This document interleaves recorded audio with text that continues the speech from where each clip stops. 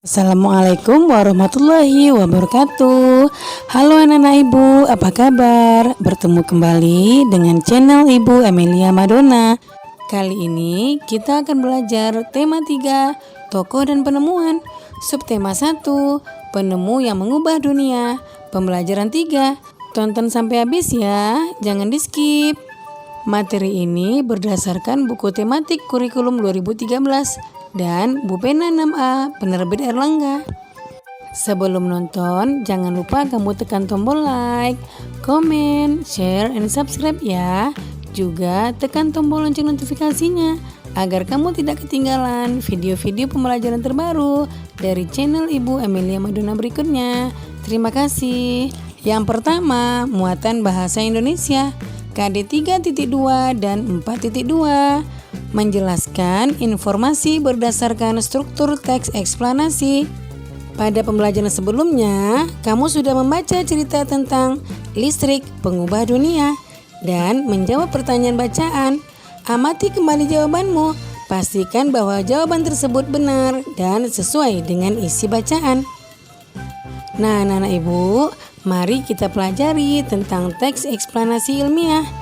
Teks eksplanasi ilmiah adalah teks eksplanasi yang menerangkan suatu proses yang bersifat ilmu pengetahuan alam seperti gejala alam, terjadinya pelangi, proses arus listrik, dan sebagainya. Teks eksplanasi berfungsi untuk memberikan penjelasan kepada pembaca tentang proses terjadinya sesuatu yang disusun menurut prinsip sebab akibat. Nah, teks eksplanasi terdiri atas 3 macam anak-anak ibu, yaitu pernyataan umum atau pembukaan, deretan penjelas atau isi, dan penutup atau kesimpulan. Nah, bagian pernyataan umum berisi informasi singkat tentang apa yang akan dibicarakan atau diinformasikan. Bagian deretan penjelas berisi urutan uraian atau penjelasan tentang proses dari peristiwa yang terjadi dan dijelaskan secara bertahap atau berurutan. Bagian penutup adalah kesimpulan yang berisi interpretasi atau pendapat singkat penulis tentang topik yang dijelaskan. Anak-anak ibu, mari kita buka kembali teks eksplanasi pada pembelajaran 1 yang berjudul Listrik Pengubah Wajah Dunia. Ayo anak-anak ibu, kita pilih yang mana pernyataan umum atau pembukaan, deretan penjelas atau isi, dan penutup atau kesimpulan. Pada paragraf pertama, ini adalah pembukaan atau yang disebut dengan pernyataan umum. Kemudian untuk paragraf kedua, deretan penjelas atau isi. Kemudian untuk paragraf terakhir, ini adalah penutup atau kesimpulan. Anak-anak hebat pasti bisa ya. Untuk lebih jelasnya, mari kita jawab pertanyaan berikut. Yang pertama, apakah tulisanmu di paragraf pertama telah memenuhi kriteria berikut? Mari kita buka lagi teks listrik pengubah wajah dunia.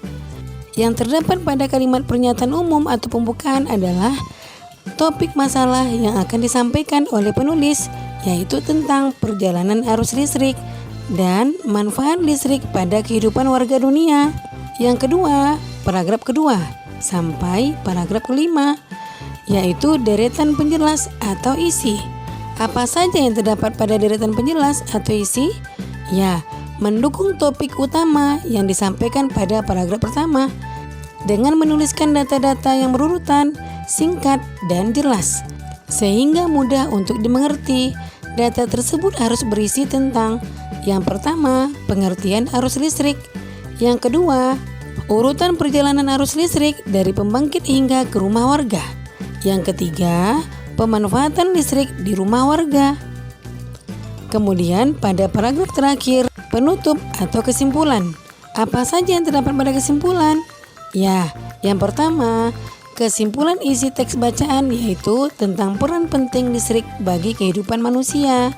Yang kedua, pesan atau ide atau pendapat pribadi penulis mengenai topik masalah, yaitu tanpa listrik manusia akan mengalami kesulitan dalam kesehariannya.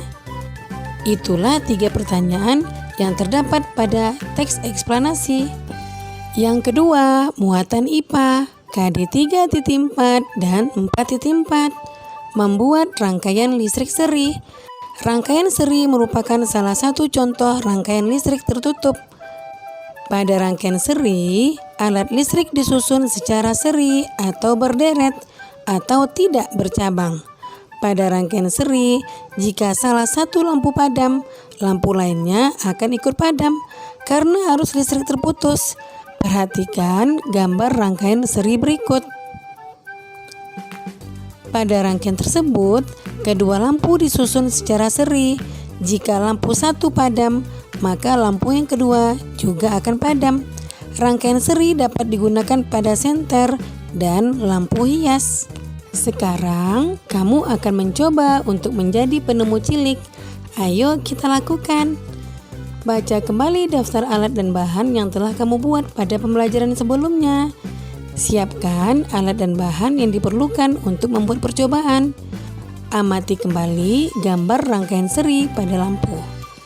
Gambarlah rencana rangkaian lampu seri yang akan kamu buat.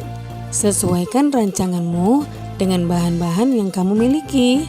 Kamu dapat menambah jumlah lampu atau baterai, sehingga rangkaian lampu yang kamu buat akan menghasilkan kualitas cahaya yang berbeda. Semakin banyak baterai yang kamu gunakan, maka lampu yang dihasilkan akan lebih terang. Sebaliknya, apabila baterai yang digunakan sedikit, maka lampu yang dihasilkan akan redup. Sebelum memulai percobaan, anak-anak ibu harus perhatikan panduan keselamatan kerja berikut. Yang pertama, pastikan semua bahan dalam kondisi baik atau baterai tidak berkarat dan tidak bocor. Yang kedua, pastikan tangan bersih dan kering saat melakukan percobaan. Yang ketiga, berhati-hati saat menggunakan benda tajam atau gunting.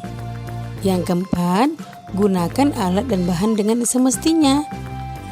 Nah, anak-anak ibu, mari kita membuat rangkaian listrik seri sederhana.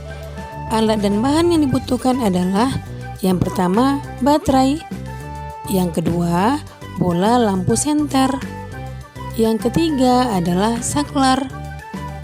Yang keempat, kabel. Yang kelima, gunting. Yang keenam, kardus atau triplek. Dan yang ketujuh adalah lakban. Langkah-langkah kerjanya antara lain, yang pertama, memotong kabel sesuai ukuran yang diperlukan.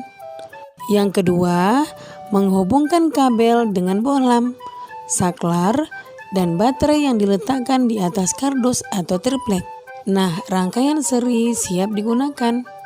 Anak-anak ibu, setelah kita membuat percobaan, mari kita buat laporan kegiatan hasil percobaan. Yang pertama adalah nama percobaan. Nama percobaannya adalah membuat rangkaian lampu seri sederhana.